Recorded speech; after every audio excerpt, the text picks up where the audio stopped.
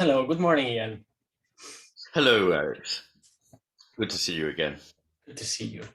So today we're going to talk about chapter 7, which is brief in length, but it contains some important points, which I think can be summarized by the following intention that you present and that you address and hopefully solve, which could be summarized like this. That you present the view that the world, this is throughout the book, right? That the world is becoming more left hemisphere dominated. You also argue that intelligence, and we'll come to what it is and how it's measured, but that intelligence is right hemisphere dominated. Now, if you put these things together, you should expect that intelligence is dropping. But at least the measurements of the IQ has been reported to be going up. And so there's something there that needs to be clarified in order to understand how we square these three things together. And that's what your chapter is about. So let's go into it. Yes, that's right. There are a number of elements that have to be fed into that picture. But I suppose a good place to start would be with a study done in 2014 with 158 patients for whom we had an IQ measurement prior to a stroke and after the stroke. And we also have scans of the brain. And in this study, what they did was look at the best measure of intelligence, which is that of fluid intelligence. I need to just unpack that a bit. There's fluid intelligence is a kind of intelligence that doesn't depend on acculturation. It doesn't depend on knowledge of elements that are peculiar to a culture. And it measures the ability of the mind to think freely, to solve problems imaginatively that they couldn't necessarily be prepared for. That's probably the best test of intelligence. And in this study, they looked exactly at GF, which is the fluid intelligence measurement. And what is absolutely extraordinary is that, and I show the scan, it's reproduced in the book, it shows that virtually all the places in the brain where there was damage associated with a drop in IQ are in the right hemisphere, not in the left. So that may surprise a lot of people who think, well, I can understand you saying emotional and social intelligence is more dependent on the right hemisphere, but surely the sort of cognitive intelligence, which is measured by IQ tests, that must surely be more left hemisphere dependent. However, as I've mentioned before, the left hemisphere doesn't really have a good understanding of what it does. It carries out procedures, but what they actually mean, it is not so good at understanding as the right hemisphere. So there is some fairly incontrovertible evidence, and it chimes exactly with other measures, other studies of intelligence, which suggest that in particular, people who are at the top end of the IQ scale tend to rely more on the right hemisphere than the left, and that precociously bright children use the right hemisphere more than the left compared with other children, and that particularly maths intelligence, which I suppose in some ways is the ultimate test of cognition, the ability to look at, understand, and progress with a mathematical problem, is very strongly loaded on the right hemisphere.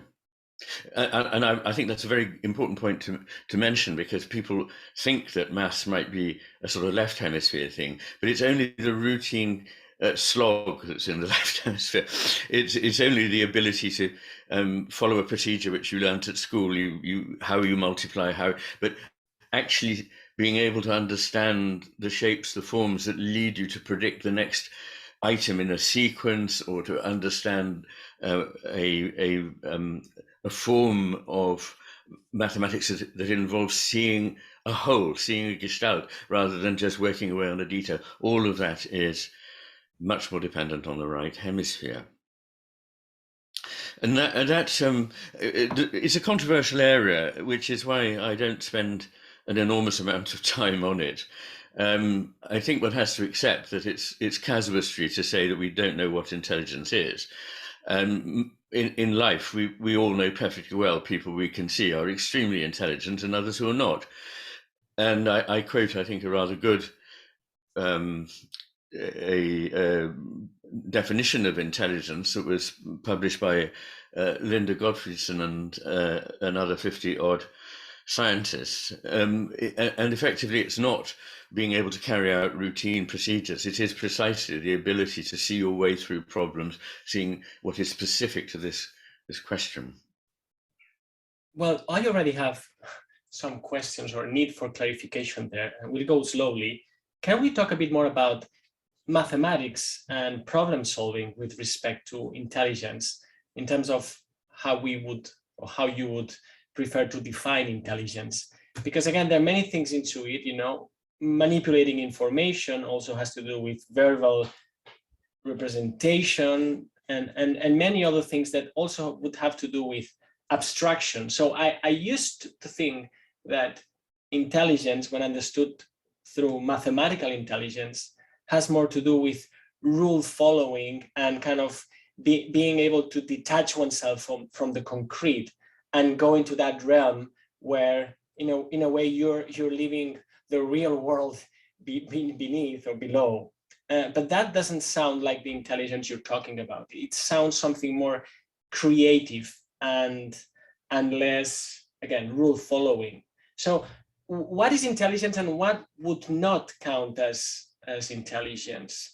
And it's not that I'm seeking for a sharp and robust and hardcore definition, but No. because next I'm going to ask you about how to measure it and why it is controversial. It would help me realize what we're talking about when we talk about intelligence. Well, I don't think I can do better than quote the definition that the Linda Gottfriedson and her colleagues put forward in a journal in Intelligence. It was also published in the Wall Street Journal.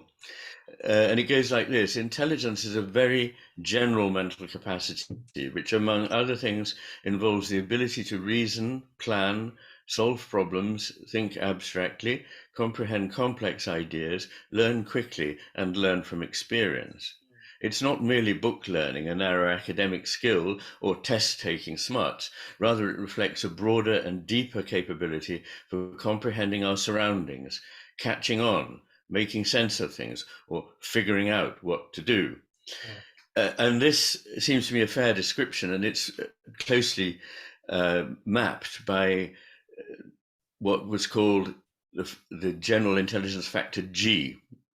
And one of the interesting things about that is that if you have a high score of G, it doesn't depend on one particular aspect of intelligence. It usually means that across the board, you will be more intelligent at most, and you will score more highly on an intelligence test where there are subtests testing different aspects of cognitive function. And it has strong predictive capacity.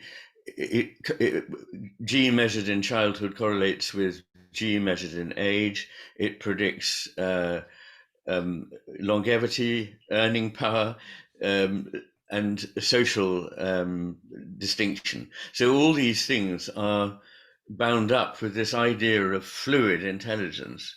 Crystallized intelligence, which is the opposite of what I was referring to when I was talking about the more culture-bound kind of intelligence. So that's I think what we're talking about, and what we can see from studies on the brain is that being able to monitor information and represent things spatially is very important in mathematical thinking, and it's very strongly linked with the right hemisphere. Manipulating information, like using the times tables, using rules about how you achieve a certain outcome using a mathematical equation you've learned at school, seems to be more left hemisphere dependent. And verbal and numeric representation are more important, are better served in the left hemisphere. But they're not, it's very important that those are representations. It's the business of symbols. whereas the actual meaning of words and numbers is better understood by the right hemisphere. I see. So maybe as a broad generalization, but to put it bluntly, would be that most likely a peasant is more intelligent than a quantum physicist, because it's dealing with problems in the real world in a way that it's not about these abstractions and being good at manipulating symbols. And with this, I don't want to diminish quantum physicists, because especially those that launched the field were absolutely creative and brilliant and imaginative, and they didn't actually follow rules, but they actually came up with them and created those ideas. But I just want to contrast kind of a more, and maybe I am biased because I'm an academic in a way, and it's not that I think so, but we're usually looked at as, you know, intelligent or more intelligent because we know maths or read a lot of books, but that doesn't necessarily mean you're more intelligent as in the sense that we're talking about today, correct? Yes, that's right. I mean, I certainly wouldn't go along with any idea that a blanket idea that physicists or any other group are likely to be more intelligent. It's a very much an individual measurement.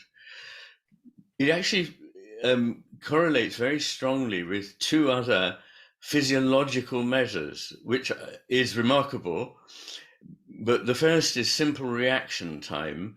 So people who are more intelligent are able to respond to a stimulus more quickly, such as cancelling a light. And these measurements have been going on since the middle of the 1880s. And compared with measurements taken up until about a decade ago, there's been, roughly speaking, a drop of about 13 IQ points since the end of the 19th century. So that needs to be taken into account when one's talking about, as we will do shortly, what has happened to IQ measures during the period from 1930 onwards. Yeah, okay. Before we go there, just one more clarification for me. So help me understand, I mean, is there a consensus that IQ faithfully measures intelligence? No measure is perfect, and even less so in the realm, we could say, of psychology, right? But it seems, as you were saying, controversial, and this could be for many reasons, because it's difficult, but also sociologically, it feels to me that some people don't want to concede that one could attach a number to the intelligence of a person. But is it a general consensus that IQ decently measures intelligence? Well, you know, as I said before, these things are controversial, but largely because of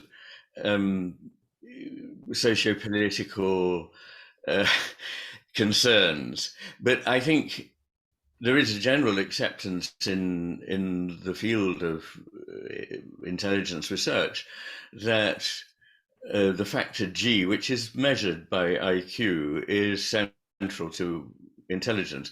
I've already quoted, which has to be a rather vague summary of what one's looking at when one's looking at intelligence. But I think you would have to distort the data and argue somewhat perversely to say that this really didn't measure intelligence.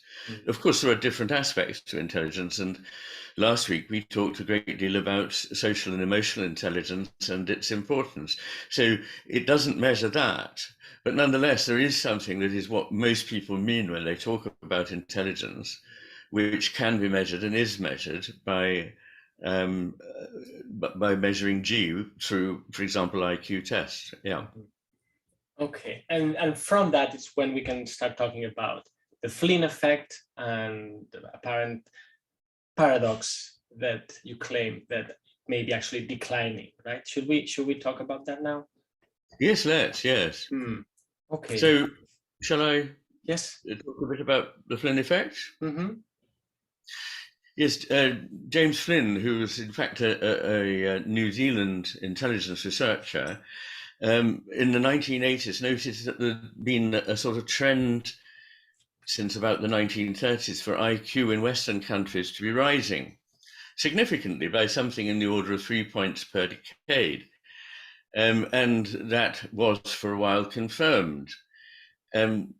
it presents a bit of a problem if I'm saying that IQ ought to be declining if we're more heavily dependent on the left hemisphere these days. And there are a few factors that need to be taken into account. As Flynn himself pointed out, it's rather odd if children are getting brighter and brighter that we're not overwhelmed by the extraordinary subtlety of our children's conversation, and that our parents and grandparents must seem in retrospect much less intelligent. That doesn't seem to square with experience.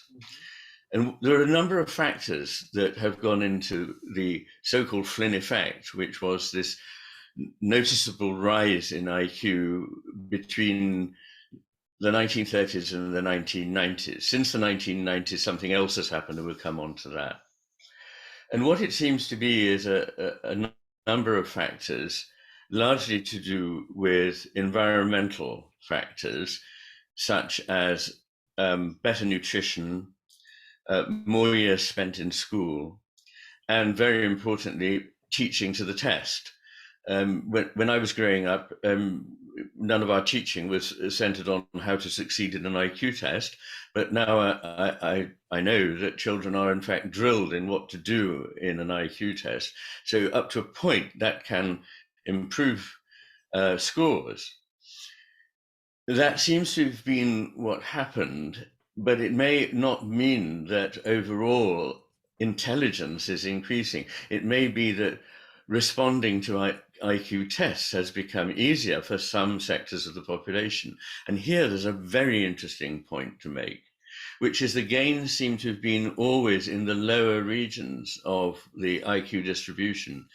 And they've been accompanied by dramatic drops in intelligence at the top level. So the Flynn effect only really referred to increases in the over a considerable body of the range, but specifically in the below average and average region. But people of the highest intelligence have been scoring lower, even during the so-called Flynn effect, which is a fairly important point, because as a society, we depend disproportionately on people who are highly intelligent to teach, to do research, and so forth. So there's that. But it's also confounded by the fact that we have other data coming from government suggesting that children are scoring higher and higher levels in school exams.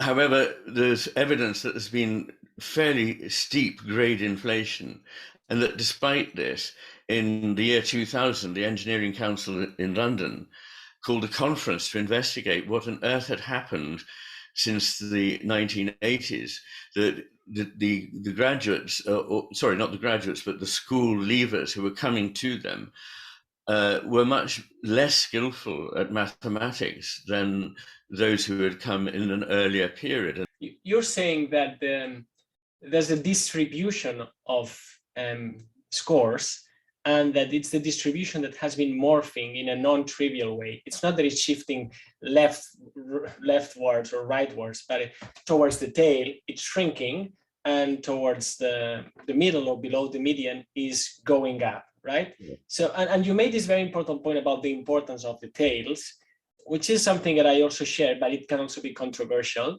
So we can talk later perhaps more about the tails, and also about the fact that whether there's a bound, whether there's an upper bound for how much one can increase the bulk of the distribution.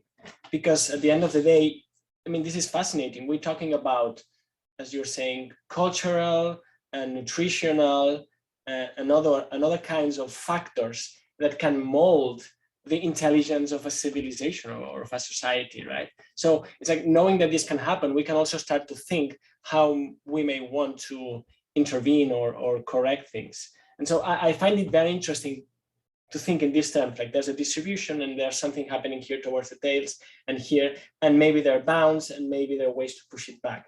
But maybe this can be something more to wrap up, but I wanted to have it there in the picture, because in a way, right hemisphere, left hemisphere, and the importance of being in contact with the world is in a way illustrated by what's going on with the shape of this measurement distribution. Yes, what I want to get across is that even during the period when there was thought to be a rise in IQ, there was actually what is described in the literature as a decimation. It's a misuse of the term, but a real catastrophic drop at the top end, compensated for the fact that there are many more people occupying the median part of the distribution and the lower part of the distribution, where there were, for a while, these gains, which are described as picking the low-hanging fruit, things that could be fairly simply brought to bear, like teaching to the test, better nutrition, and so forth.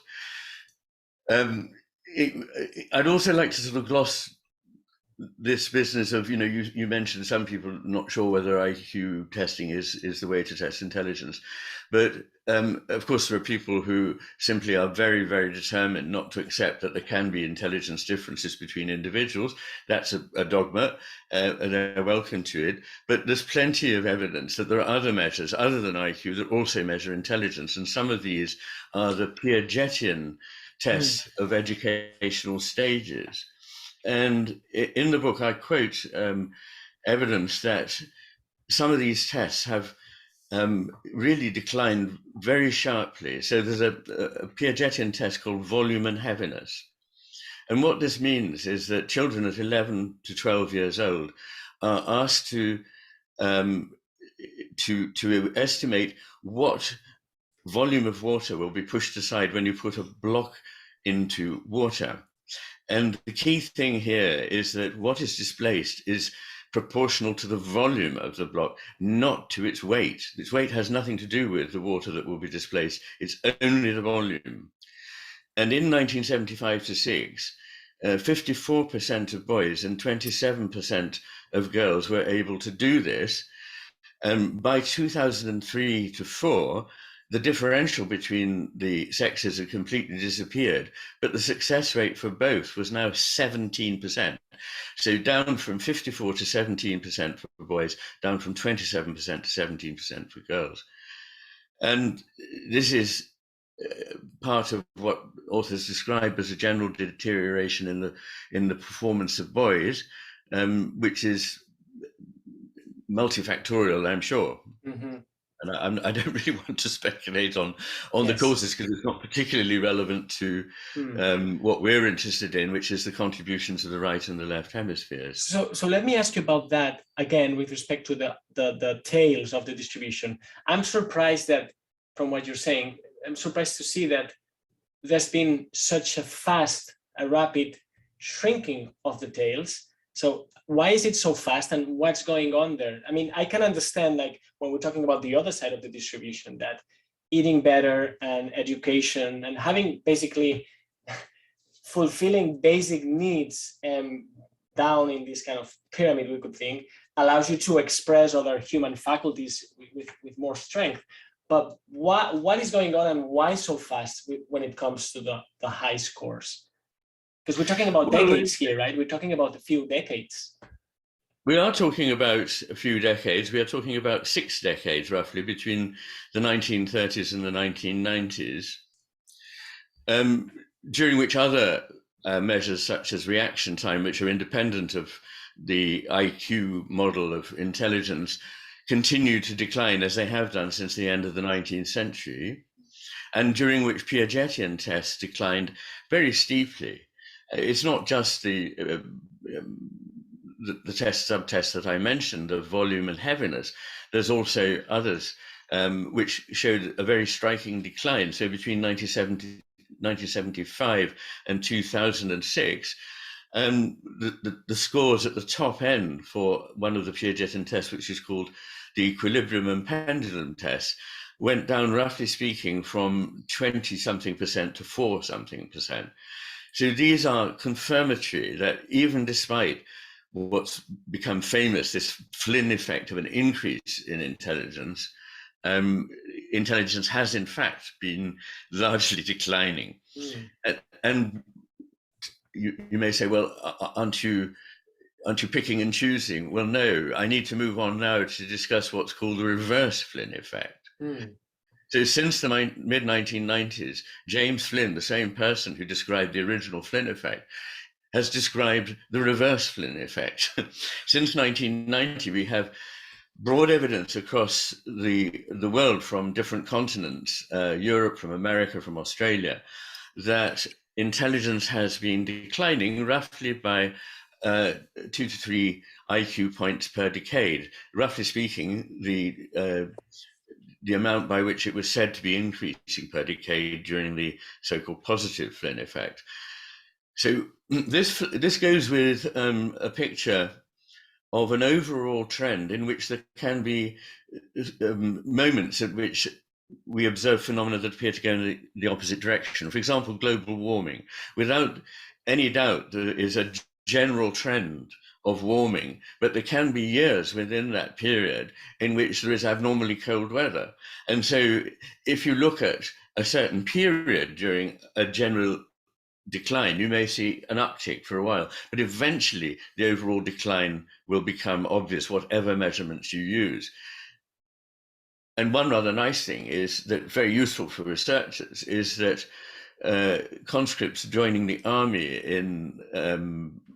certainly in Scandinavia are all IQ tested. And this shows that cohorts are losing intelligence over the years. Now, why is that? And I mean, there are various possibilities. One is Flynn himself argues that it's due to youth culture, emphasizing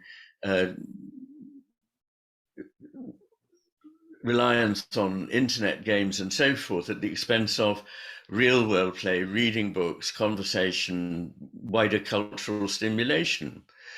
And he sees things very grimly. He says, looming over all this message that the pool of those who reach the top level of cognitive performance is being decimated. Fewer and fewer people attain the formal level at which they can think in terms of abstractions and develop their capacity for deductive logic and systematic planning. Now, you may think that those things are left hemisphere, but they're not, in that one has to differentiate between, first of all, the types of logic. And deductive logic is, we'll come on to that in another session, is strongly correlated with the right hemisphere, whereas the carrying out of formulae in a mathematical way is correlated with the left hemisphere. And also the word abstractions.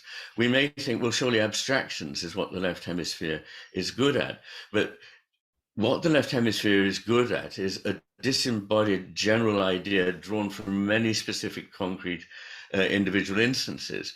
But that's not what we're talking here about. We're talking here about being able to see a shape, see a gestalt, see a form. This is how mathematical discoveries are made. This is how scientific discoveries are made. People see the correlation between thoughts, often using pattern recognition, and only much later coming on to being able to express this in language. Indeed, and this can be a little teaser for your readers, right? That this is going to come in soon in following chapters, and it's going to be fascinating when we talk about all of these aspects. So our vision could be that there's this kind of self-fulfilling prophecy. This famous phrase today that we are living in a simulation has become a self-fulfilling prophecy, because it seems like we are, and it seems that we're going to be more and more living there. And perhaps that's what's creating this shift from being engaged with the world, as we were saying in the previous session, more with concrete facts, and more in the kind of a hypothetical world. Is this what may be contributing to this shift? It's a disengagement from the real world that, when measured according to this general fluid intelligence, makes us less able to creatively solve problems. That's right. One of the reasons that indigenous peoples have been thought to have lower intelligence is that they find it harder to answer a question without reference to experience. And in a way, this is rather, we've probably discussed, if we haven't, we will, the experiment looking at syllogisms as solved by the left hemisphere and right hemisphere. But there's a lovely example drawn from Christopher Hallpike, who's an anthropologist, where people were asked in Novaya Zemlya, no, they weren't asked in Novaya Zemlya, they were asked in Siberia, all bears are white where there is always snow. In Novaya Zemlya, there's always snow. What color are the bears there? And people gave answers like, I've seen only black bears, and I do not talk of what I've never seen. I mean, if the questioner says, but what do my words imply? The person replies, if a person has not been there, he cannot say anything on the basis of words. And they say, if somebody who was experienced had seen a white bear and told me about it, he could be believed. So they're looking at things in a different way. And James Flynn talks about what he calls scientific spectacles. And what he means by this is that in the way things are scored in IQ tests, greater scores are attributed to people who are able to express things in the way a scientist would express them, rather than the way in which an intelligent human being that's not academic, leading their ordinary life, would answer them. So, yes, I think it's worrying that what we see is a pattern in which there's an overall drift in intelligence downward, with a kick up between the 30s and the 90s caused by environmental factors. And now there are no more low-hanging fruit to pick, and the IQ continues to drift downwards. One of the scientists uses an image of a leaky boat, which nonetheless is lifted by an incoming tide. It doesn't stop the boat being leaky, and afterwards the boat will sink. Yeah, that image helps to visualize what seems to be going on. Can we talk a bit more about, I find intriguing this idea of scientific spectacles, because especially when contrasted with these, again, fascinating examples of simply asking questions and seeing what happens. It seems like a not very high resolution experiment or measurement, but see how, again, how revealing it can be. Now, within humans, because I've studied animals, and I cherish this idea of the Umwelt, the meaningful environment of every creature at the species level, but also at the individual level. And now these scientific spectacles seem to suggest that even within humanity, we tend to think of humans in a global way, which is good. But then there's this idea of local communities. And when we talk about indigenous people, that's, I guess, what the word means, is that they belong to that place. There's something central about being there then, as opposed to somewhere else. Nevertheless, we tend to think that everything is kind of transposable from one place to another. So what does this scientific spectacles tell us about our blind spots as maybe Westerners or Westerns educated within the scientific worldview? How many blind spots can one intuit just from these amazing questions and answers, where the person replies in a way that really sounds like, I'm going to put it in a not precise way, but sounds like talking to another species in a way. You see it like you're talking to, and they're replying in a way that just doesn't match your meaningful world, because it's like using different softwares or different operating systems in a computer, and there's just no crosstalk. It's fascinating. If that's going on, it's fascinating to quickly realize it. Yeah, yes. Are you talking here about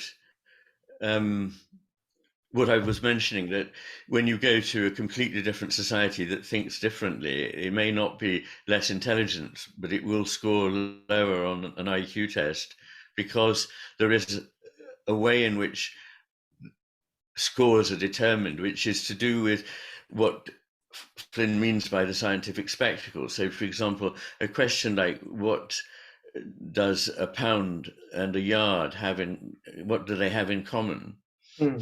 And if the respondent says they're both measures, they get full marks. But if they say you can measure things with them, they get only half a mark. The first is a general category, and the second is a main function of each of these things. You can measure things with them. Mm. And similarly, if you call something a feeling, you get a lower mark than if you say the way you feel. No, sorry, if you call something a feeling, again, you're talking about an abstract category, you get a higher mark than if you say the way you feel, which is a description of a real life situation and a function.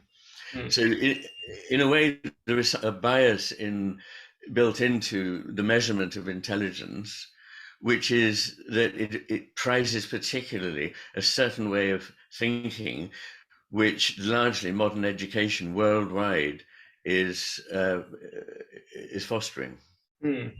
Yes, I meant that in this more practical sense, but I was also reflecting on anthropology as another lens that's in a way homologous to neurology, because there you can also realize that there are these human worlds, and surely they overlap, but not completely.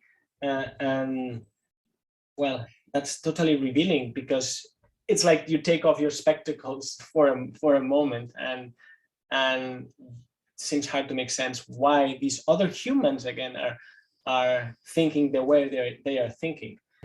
Yeah, it wasn't a question, it was more my amazement. I mean, I really like when I come across these examples in the book. Sometimes are hardcore lesions, but other times are very simple, apparently simple experiments.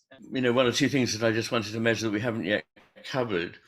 I mean, one is that on IQ tests, there are subtests called spatial ability, the three-dimensional cubes test, and that is very much a visuospatial thing, and scores on that have disproportionately dropped compared with verbal vocabulary tests.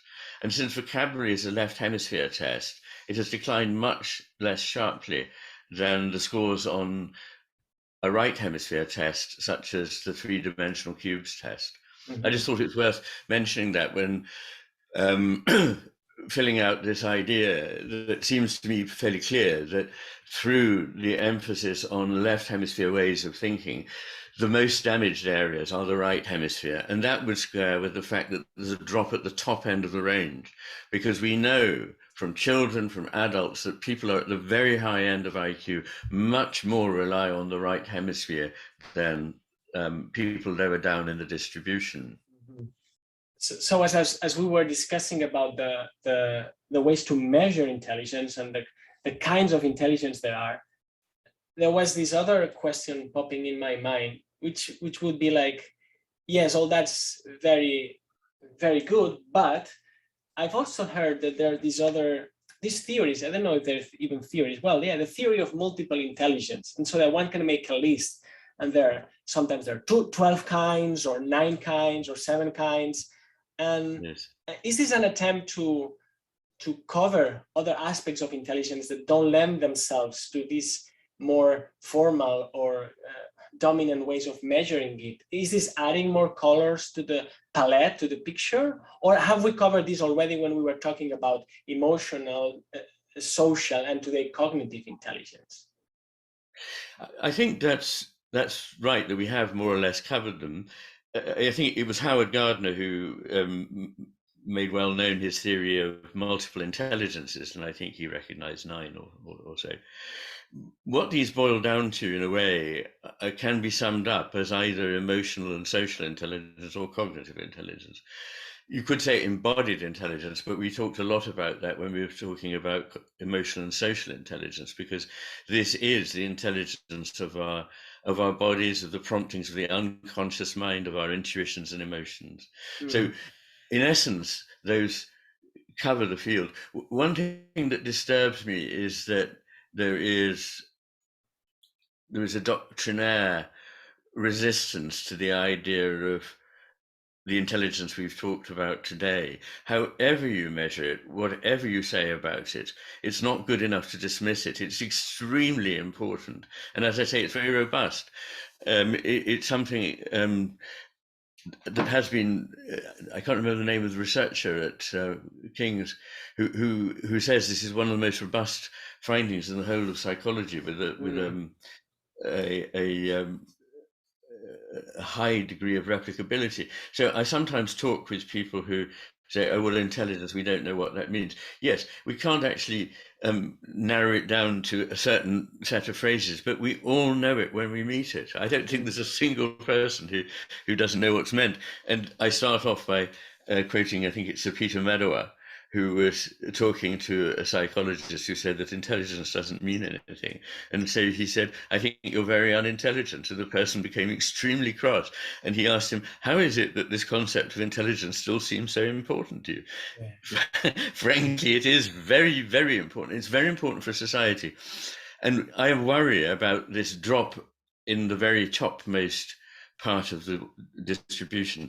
It may only statistically be a small part, but it's important, way out of proportion to the number of people who belong to that field. They will be the leaders in all the areas, or should be, unless we exclude them in some other doctrinaire way from making progress. So I don't think the fact that there are other kinds of intelligence should ever blind us to the fact that cognitive intelligence is exceptionally important. So I just wanted to put that in, really.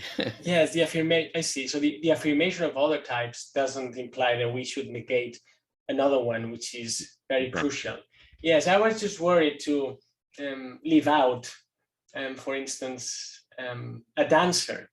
I worked for a dancer in a program that was blending neuroscience and the humanities, and I was very shocked. And of course, it's not about, in that case, sitting her down with a pen and a paper and doing some tests. Not to say that she wouldn't do it great, better than me, but there was really this salient embodied intelligence she had. Or when that was in Portugal. So another thing that happened in Portugal, when I was there, I would learn a bit of surfing and watch the real deal. That looks to me like an incredible type of intelligence that the body can have in knowing how to solve these very real world problems. And so these intelligence sometimes are neglected, perhaps, but maybe it's more of a cliche, or my own bias in thinking of intelligence. Again, this image of a man in white coat writing things on a whiteboard, or solving some mathematical test where there are other like musicians and so on. I mean, the list could be endless, right? Of these expressions of human potential that are so colorful, and they would all qualify, as I understand correctly, as intelligences. Absolutely. And I love that about the dancers. Incidentally, in the book, I talk about the hemispheric balance in dancers, and it turns out that the topmost dancers, the best dancers, the most skillful dancers, very strikingly use the right hemisphere, rely on their right hemisphere more than the left. Dancers in training do also rely to a very great extent on their right hemisphere, but this is much more the case as they become more skillful dancers, which is interesting, and it anticipates something that we will talk about when we come to the chapter on intuition. Goodness knows how we managed to sum that up in one of our sessions, but hey, we can let it all hang out and do another one. But in that, I think you know that since the publication of The Master in His Hemisphere, 2 people wrote to me entirely unprompted with fascinating material that relates exactly to what you're saying. One was a racecourse tipster who had to make a very quick assessment, having seen racehorses just walked around a paddock or just slowly ambling around a paddock for 30 seconds before a race. He had to set the odds and transmit them to a bookmaker. And he was, we'll come on to that, but actually he found that as long as he didn't think about it and just his first impression and sent it, he had a very high score. But as soon as he thought about it or had second thoughts or was accompanied by his son to whom he might talk about it, he made predictions that were no better than chance. And the other, which reminds me very much of your dancer and is a closer parallel, is this extraordinary thing that I received from the physician who looks after the motorcyclists in the TT races on the Isle of Man. probably the most dangerous sporting event in the world, in which people race on a 63-mile track that goes over a mountaintop, and it's not on a circuit, and the surfaces are not anything different from what you'd find on an ordinary road. They have potholes, they have drain covers, and on these circuits, and there are sharp bends and so on, they reach up to 200 miles an hour. So they have to be able to make decisions in a way that I won't tell you the full story, because we'll deal with that when we get there. But effectively, what is clear from that is that they need a kind of intelligence that can make an assessment of a situation in milliseconds, and that if they rely on machine dials too much, if it's an analog dial, it's all right. If it's a digital dialogue, they can't use the information. Right. So they have to make very quick gestalt decisions in order to survive. Yes, this sounds like grasping. Intelligence, yeah. An embodied intelligence, yeah. Yes, and thanks for mentioning the gestalt again, because it really sounds like grasping the whole, and then later one can parse it, analyze it, discuss about it. And so it's again one of these inversions that we discuss at the beginning of your book that I really love, which is as if the whole comes first and then the parts. And there's this trend of thinking that things are reversed, and we're taught that, well, here we have this bit, and then you put them together. But what may be going on is actually the opposite. We get the whole, and then we can parse it. That's right. And there's a further step, which is having parsed it or turned it into its parts, analyzed it, we then need to reintegrate it.